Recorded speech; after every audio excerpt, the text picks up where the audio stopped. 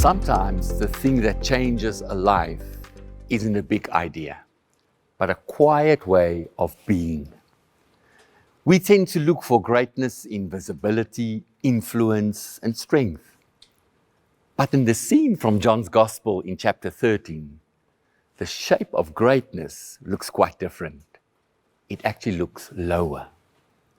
John tells us, "So Jesus got up from the meal, took off his outer clothing, and wrapped a towel around his waist."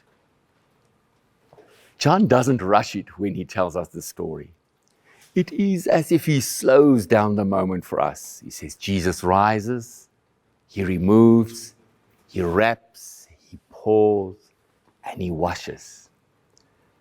And I sit with that, I find myself wondering, what kind of life does this reveal?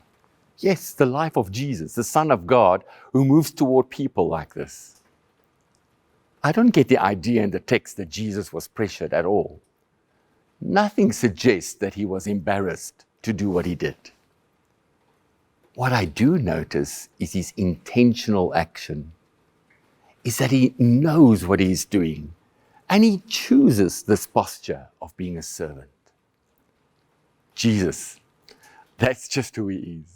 The one who chooses to kneel. Then maybe the meaning of this life is not found in climbing higher, but loving lower. I sometimes realize how I easily admire Jesus without actually seeing him. I love the idea of him. But here in this story, we are asked to look at him on the floor, holding dusty feet in his hand. To recognize that this is not an interruption of his glory at all.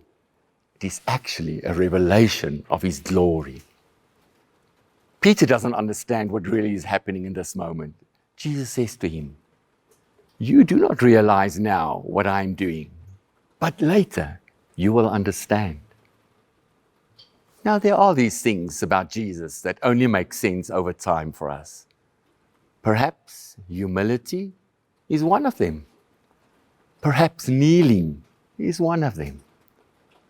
So a simple practice for today.